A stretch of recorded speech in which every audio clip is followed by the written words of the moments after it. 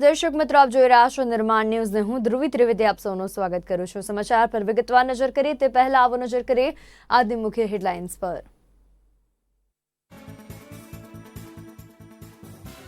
Film અભિનેતા ઋષિ કપૂરની તબિયત બગડી, મુંબઈની હોસ્પિટલમાં કરાયા દાખલ, હાલ ક્રિટિકલ કન્ડિશનમાં।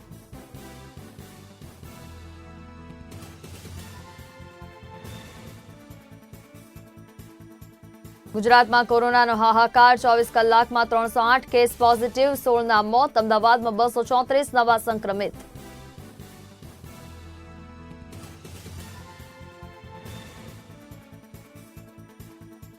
આખું ગુજરાત ફેરવાયો ગનગોળામાં, રાજ્યના 5 શહેરોમાં તાપમાન ગતરોજ 43 ડિગ્રીથી વધુ નોંધાયો।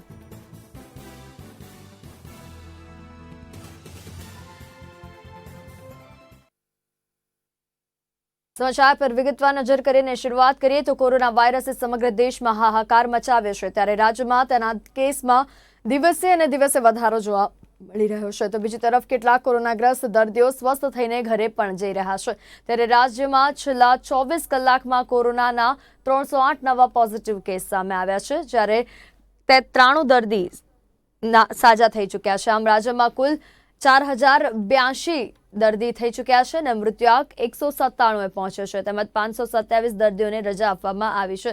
આમ ગુજરાતમાં એક જ દિવસમાં બીજી વાર કોરોનાના 300થી વધુ પોઝિટિવ કેસ નોંધાયા છે। આ પહેલા 19 એપ્રિલે 367 કેસ નોંધાયા હતા।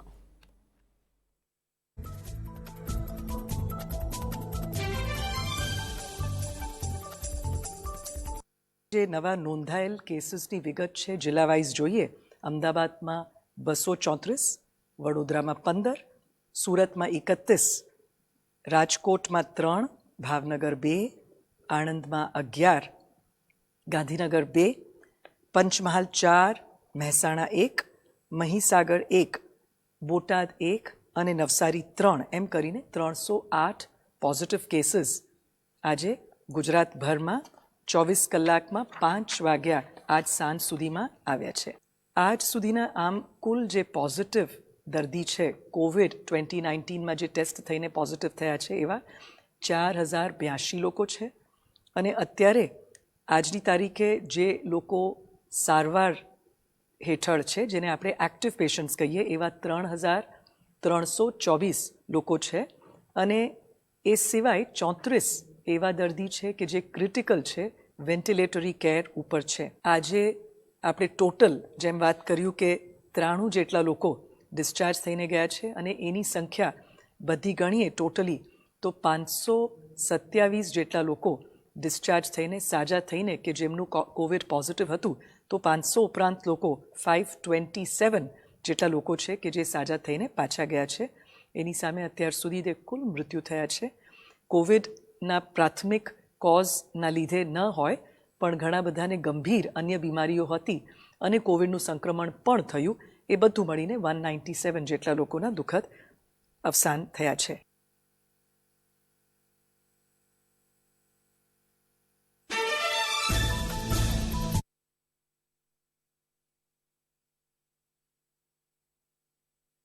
કોંગ્રેસ નેતા રાહુલ ગાંધી અને પૂર્વ આરબીઆઈ ગવર્નર રઘુરામ રાજન વિડીયો કોન્ફરન્સિંગ થકી વાતચીત કરી રહ્યા છે। આવો નિહાળીએ। A third lockdown, so it does diminish credibility.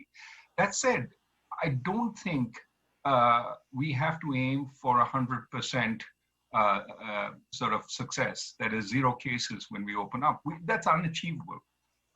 What we have to do is manage the reopening so that when there are cases, we isolate them.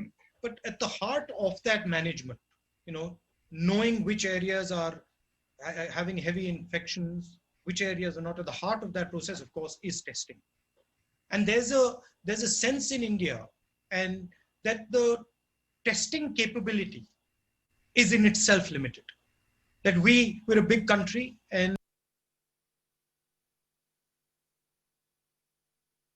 અલગ અલગ વિસ્તારમાં ફસાયેલા પ્રવાસી, મજૂર, પર્યટકો, વિદ્યાર્થી અને અન્ય લોકોને લઈને ગૃહ મંત્રાલય બુધવારે મોટો નિર્ણય લીધો છે. ગૃહ મંત્રાલય દ્વારા નવી જાહેર કરાયેલ ગાઈડલાઈન પ્રમાણે આ લોકો અમુક શરતોની સાથે પોતાના ઘરે જઈ શકશે.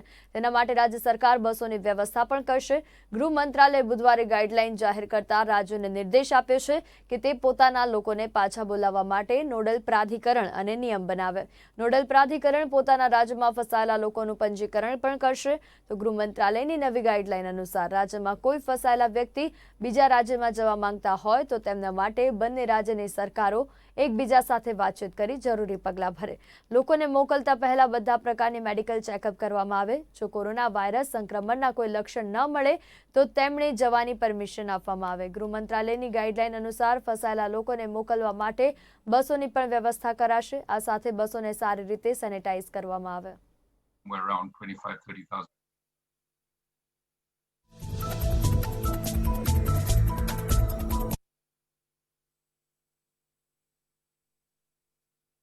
તો કેન્દ્રીય ગૃહ મંત્રાલય દ્વારા પરપ્રાંતીય મજૂરોને વતન જવાની મંજૂરી આપવામાં આવી છે અને રાજ્ય સરકાર દ્વારા પરપ્રાંતીય મજૂરોને વતન મોકલવાની વ્યવસ્થાના દાવા કરવામાં આવી રહ્યા છે. ત્યારે આ દાવાઓની છેદ ઉડાડતો કિસ્સો ભરૂચમાં સામે આવ્યો છે.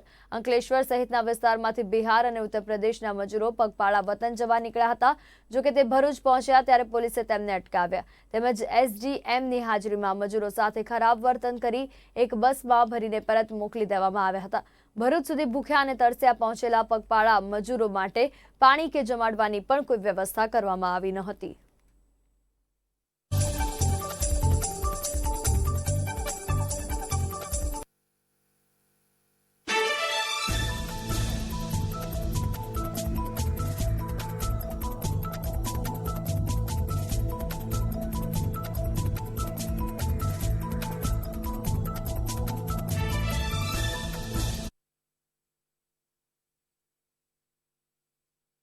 ભાવનગરથી મહત્વપૂર્ણ સમાચાર સામે આવી રહ્યા છે કે જ્યાં 3 વધુ પોઝિટિવ કોરોનાના કેસ નોંધાવા પામ્યા છે. આપને જણાવી દઈએ કે એક જ પરિવારના 3 સભ્યોનો કોરોનાનો રિપોર્ટ પોઝિટિવ આવ્યો છે. પતિ પત્ની અને બાળકનો કોરોનાનો રિપોર્ટ જે છે તે પોઝિટિવ આવ્યો છે. એક જ પરિવારના 3 સભ્યો છે જેમનો કોરોનાનો રિપોર્ટ પોઝિટિવ આવ્યો છે. ખાસ કરીને જિલ્લામાં કોરોનાના પોઝિટિવ કેસનો આંક જે છે તે અત્યારે 49 ઉપર પહોંચ્યો છે. કુલ 49 લોકો સંક્રમિત થઈ ચૂક્યા છે અત્યાર સુધી કોરોનાના કારણે. ત્યારે આજે ભાવનગરમાં કોરોનાના વધુ 3 નવા પોઝિટિવ કેસ ગઈકાલ સાંજે 7 વાગ્યા પછી નોંધાવા પામ્યા છે. આજે 3 કેસ છે તે એક જ પરિવારના છે કે જ્યાં એક જ પરિવારના 3 સભ્યોનો કોરોનાનો રિપોર્ટ જે છે તે પોઝિટિવ આવ્યો છે. આપને જણાવી દઈએ કે એક જ પરિવારના જે સભ્યો છે જેમાં એક પતિ પત્ની અને બાળક જેમનો કોરોનાનો રિપોર્ટ જે પોઝિટિવ આવ્યો છે. ખાસ કરીને તેમની સાથે જેટલા પણ લોકો સંપર્કમાં આવ્યા હોય તેમની પણ તપાસ અત્યારે હાલ ચાલી રહી છે. આ સાથે જ ત્રણેયની તપાસ કરાવીને હવે તેમને હોસ્પિટલમાં સારવાર હેઠળ રાખવામાં આવશે. મહત્વનું છે કે ગઈકાલ સાંજે 7 વાગ્યા પછીના જે આંકડા છે જેમાં ભાવનગરમાં વધુ 3 કોરોનાના પોઝિટિવ કેસ વધ્યા છે. વધુ 3 કેસ આવ્યા છે કોરોનાના. કુલ જે આંકડો છે ભાવનગરમાં અત્યાર સુધી કોરોનાના સંક્રમિતનો તે 49 ઉપર પહોંચ્યો છે. અંગે વધુ માહિતી આપવા માટે અમારી સાથે ભાવનગરથી અમારા સંવાદદાતા કેતન સોની જોડાઈ ચૂક્યા છે. કેતન, વધુ 3 કેસ સાથે કુલ આંકડો 49 ઉપર.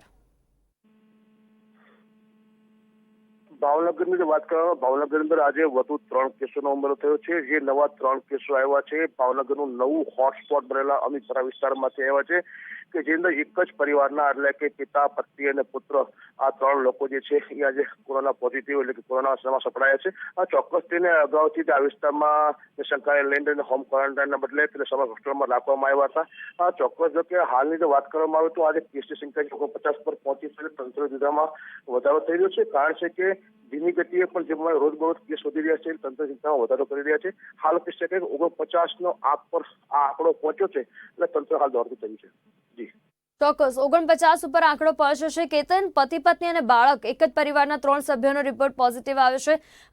કોના સંક્રમણમાં આવ્યા હોય અથવા કોના સંપર્કમાં આવ્યા હોય, શેના કારણે ચેપ લાગ્યો હોય તેવો કોઈ ખ્યાલ અત્યાર સુધી આવ્યો છે ખરો? જે તંત્ર દ્વારા હાલ જો કે આ બાબતે લઈને હિસ્ટ્રી અંગેની પુષ્ટિ કરવામાં નથી આવી, પરંતુ સૌ પ્રથમ કેસ આ વિસ્તારમાંથી જે પુષ્પાબેન સોલંકી નામનો 17/4 રોજ જે મહિલાનો કેસ પોઝિટિવ આવ્યો હતો આ વિસ્તારમાંથી અને તેનું મોત નીપજ્યું હતું. ત્યારબાદ આ કેસોની અંદર ઉત્તરોત્તર વધારો થઈ રહ્યો છે અને ભાવનગરનો સેક્ટર હોટસ્પોટ વિસ્તાર જે બની ગયો છે. સૌપ્રથમ વિસ્તાર જે હતો સાંજેવાડ વિસ્તાર કે જ્યાંથી સૌથી વધારે કેસો આવ્યા હતા, ત્યારબાદ હાલ આ અમીપરા વિસ્તાર સૌથી વધુ કેસો હાલના સમય દરમિયાન આવી રહ્યા છે. એટલે કે હાલ જે પુષ્પાબેન સોલંકી છે સૌ પ્રથમ કેસ હતો આ વિસ્તારમાંથી તેને ક્યાંક ને ક્યાંક સંક્રમણ કે તેના કારણે આ કેસ જે છે આવ્યો એવું હાલ પ્રાથમિક તબક્કે કહી શકાય. જી બસ કેતન, આપ અમારી સાથે જોડાયા અને સમગ્ર માહિતી આપી તે બદલ આપનો ખૂબ ખૂબ આભાર. તો ખાસ કરીને ભાવનગરમાં ગઈકાલ સાંજે 7 વાગ્યા પછી વધુ 3 નવા પોઝિટિવ કેસ નોંધાયા છે. મહત્વનું છે કે એક જ પરિવારના 3 લોકો પતિ પત્ની અને બાળકનો કોરોનાનો રિપોર્ટ પોઝિટિવ આવ્યો છે. હાલ તેમના સંપર્કમાં જેટલા લોકો આવ્યા હશે તેમની તપાસ કરવામાં આવી રહી છે.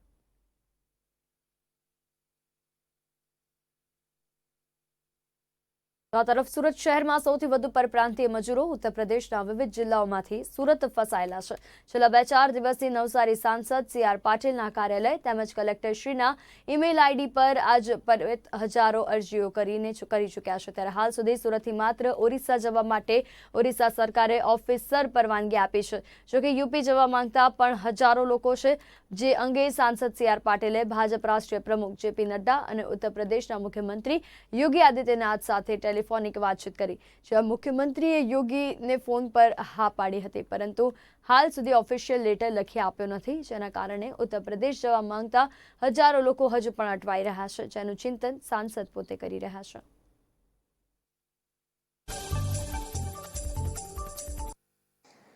ગઈકાલે અમિતભાઈ શાહ સાહેબે, JP નડ્ડાજીએ અને બાકીના પણ આગેવાનોએ યોગીજી સાથે વાત કરી હતી. મને પણ વાત કરવા માટેની સૂચના હતી. મેં પણ યુપીના મુખ્યમંત્રી શ્રી યોગી આદિત્યનાથજી સાથે વાત કરી હતી અને એમણે આ બધાને સ્વીકારવા માટે હા પાડી હતી.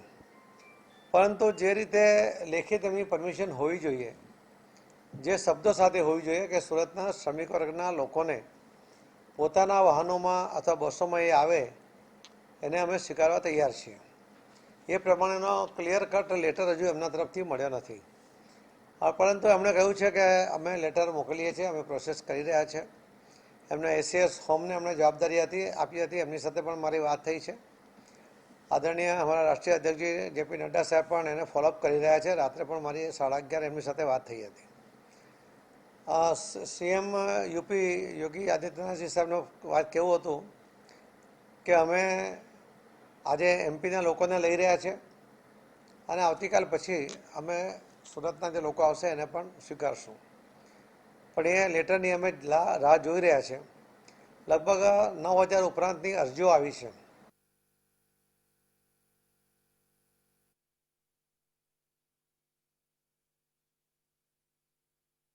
ગુજરાતમાં મુખ્યમંત્રી વિજય રૂપાણી પોતાના મંત્રીમંડળ સાથે બેઠક કરીને 1 મેથી ખેડૂતો પાસેથી તુવેર, રાયડા અને ચણાની ખરીદી વિશે મંત્રણા કરી. સરકાર દ્વારા 1 થી 5 મે દરમિયાન તુવેરની ખરીદી કરવામાં આવશે. કુલ 16,345 ખેડૂતોએ તુવેરના વેચાણ માટે નોંધણી કરાવી હતી. આ સિવાય પણ લોકડાઉન ખુલ્યા પછી જનજીવન અને ખાસ કરીને ખેડૂતોને કોઈ મુશ્કેલી ન નડે તે રીતે વ્યવસ્થા ગોઠવવા માટે જિલ્લાના કલેક્ટરો સાથે પણ વાતચીત કરી હતી. આ અંગેની માહિતી CMO સચિવ અશ્વિની કુમારે ડિજિટલ પત્રકાર પરિષદમાં આપી હતી.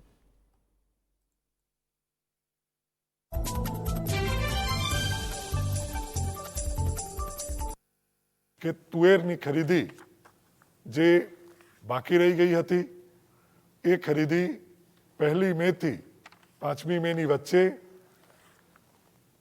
પુરવઠા નિગમના 103 ગોડાઉન મારફતે કરવામાં આવશે. આ બાબતે અગાઉ 1 જાન્યુઆરીથી 30 માર્ચ સુધીમાં 90 દિવસનો ગાળો તુવેરની ખરીદી માટે નક્કી કરવામાં આવેલ હતો.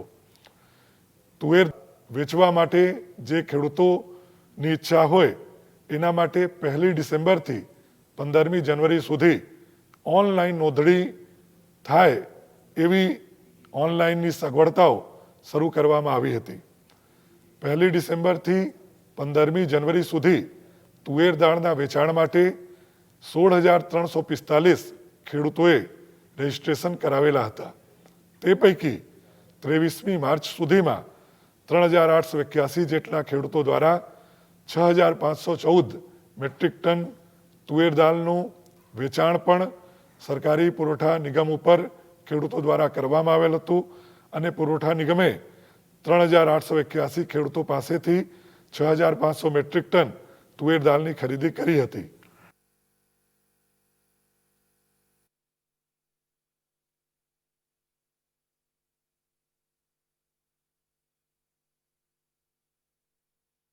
કોરોનાના કહેરના કારણે આંતરરાષ્ટ્રીય ઉડાનો રદ કરી દેવામાં આવી છે, ત્યારે યુરોપના બેલારુસમાં ગુજરાતમાં 300 વિદ્યાર્થીઓ પણ ફસાયા છે. યુરોપની ગ્રોડનો સ્ટેટ મેડિકલ યુનિવર્સિટીમાં વિદ્યાર્થીઓ અભ્યાસ કરી રહ્યા છે.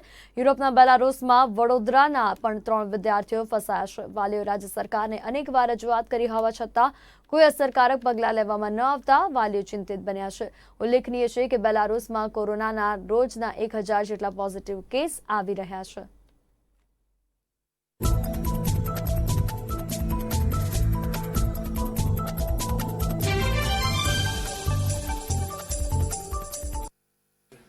યુરોપમાં નાનામાં નાની કન્ટ્રી આવી છે બેલારુ. આ બેલારુ MBBS યુનિવર્સિટીમાં ગુજરાતના 203 છોકરાઓ ફસાઈ ગયા છે. એમાં બરોડાના 9 છોકરા ફસાયા છે. આ લોકો છેલ્લા 19 તારીખથી ગુજરાત સરકાર પાસે, CM પાસે, PMO પાસે ઘણી વખત રજૂઆત કરી, પરંતુ આ છોકરાઓનું કોઈ રિઝલ્ટ આવ્યું નથી. હું આ ગુજરાત ગવર્મેન્ટ અને દેશ પાસે એક જ આ છોકરાઓ માટે અપીલ કરું છું કે આ છોકરાઓને કેવી રીતે અહીંયા આવી જાય, જેના કારણે એ લોકોનું ત્યાં જે બી શોષણ થતું હોય એ બંધ થઈ જાય. અને ત્યાં આ કન્ટ્રીમાં લોકડાઉન નથી. આ લોકડાઉન ના હોવાના કારણે ત્યાં ઘણી તકલીફ પડે છે અને ઘણા કેસો વધે છે. અને આ લોકો વેજીટેરિયન છે અને વેજીટેરિયન હોવાના કારણે ત્યાં એ લોકોને જમવાની બી તકલીફ પડે છે. એટલે આ લોકોના પેરેન્ટ્સે અમને સંપર્ક કર્યો અને આ લોકોના પેરેન્ટ્સના ઘરે છોકરાઓ આવી જાય એવી નમ્ર અપીલ અમે આ સરકારને કરીએ છીએ.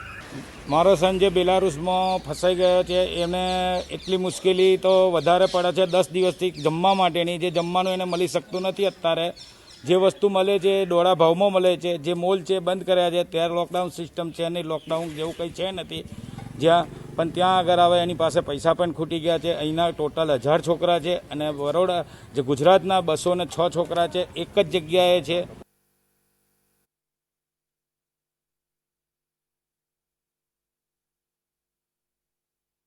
કોંગ્રેસ નેતા રાહુલ ગાંધી અને પૂર્વ RBI ગવર્નર રઘુરામ રાજનની વાતચીત નિહાળીએ.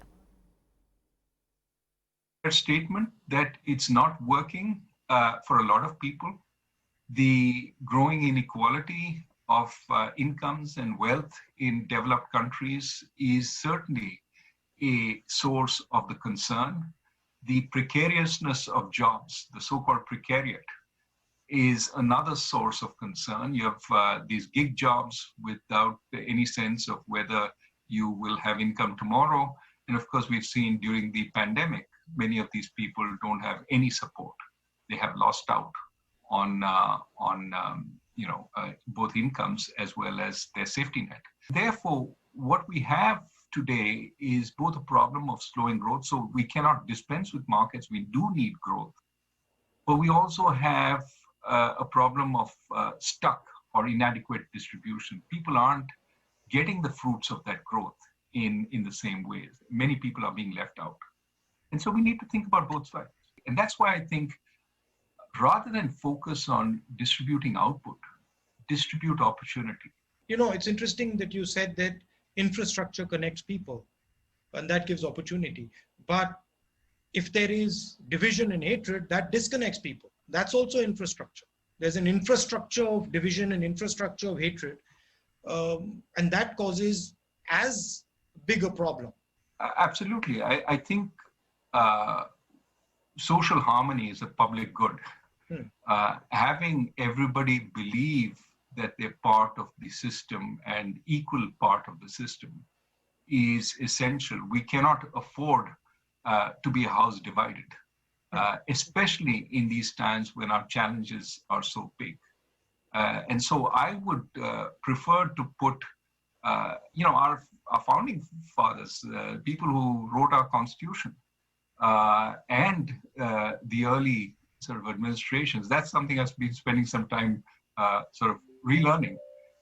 And those people realized that there were some issues which you wanted to put on a shelf and not touch.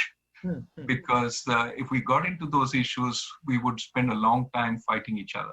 Also, you tend to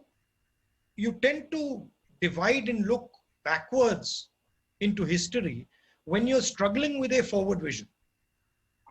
So I think I like what you said about India needs a new vision. What would be the elements of that in your view? Of course, you mentioned in infrastructure, education, healthcare, but how would it be different than the last 30 years or 20 years? What would be the pillars that would be different? Well, I think that on the one hand, you need to create capabilities. The elements of creating capabilities is, better education, better healthcare, better infrastructure. And remember, when we talk about creating these capabilities, we have to walk the talk. But we also, make no mistake, need to rethink what our industrial and market system looks like. We still have the remnants of the old license permit Raj. And we need to figure out how we go to a place where the accent is on creating many, many more new jobs of a good quality. And there, more freedom, trust but verify is a good idea there. What's amazed me and is how important mahal is to economics. Sentiment, how important sentiment and trust is to economics. And one of the things I'm finding during this COVID issue is that the real problem is the trust issue. People don't quite understand what is going to happen next. And so there is fear in the system. You talked about unemployment. We had a big high level of unemployment that's now going to be massive. How do we think about unemployment going forward 2-3 months from now when the impact of this thing actually hits? Well, the numbers are really worrying, right? If you look at CMI and says that, virtually 100 million more people have been put out of work as a result of this COVID. 50 million through unemployment, 60 million through leaving the labor force. Now, you can dispute what the particular survey does or says, but this is the only data we have. And the numbers are just mind-boggling. I think, again, this says we need to open up in a measured way, but as fast as possible, so that people start having jobs, because we don't have the capacity to support people across the spectrum for too long. And being a poor country, a relatively poor country, people start out with significantly lower reserves. But let me throw the question back at you. We see a lot of measures in the United States as well as Europe based on the kind of realities on the ground.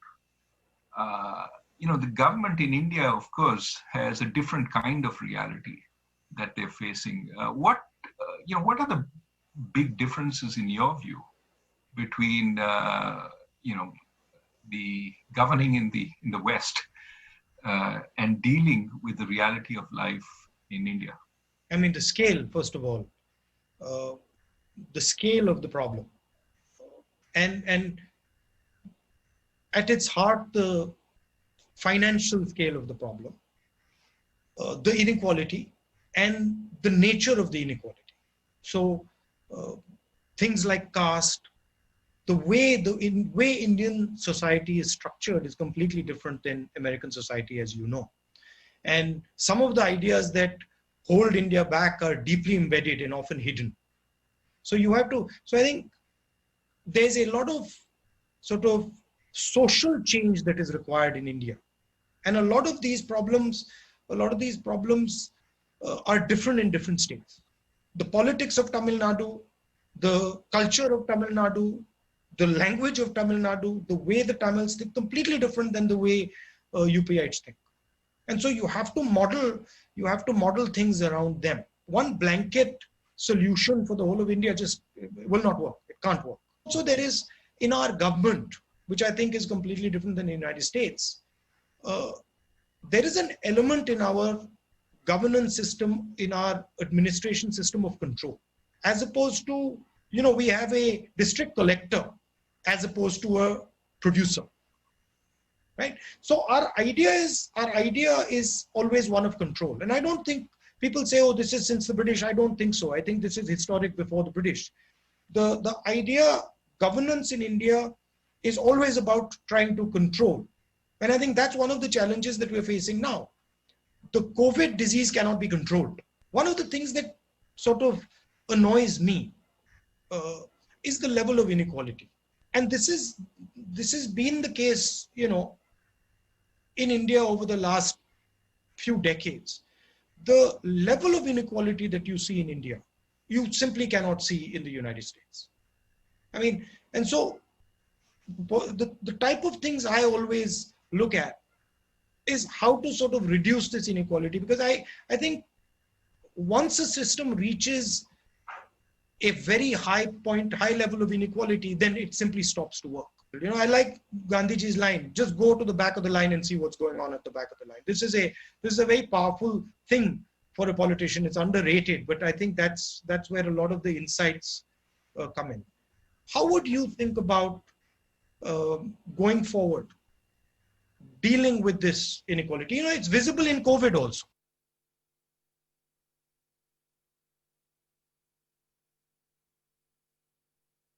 Congress નેતા રાહુલ ગાંધી અને પૂર્વ RBI governor Raghuram રાજનની અત્યારની પરિસ્થિતિને લઈને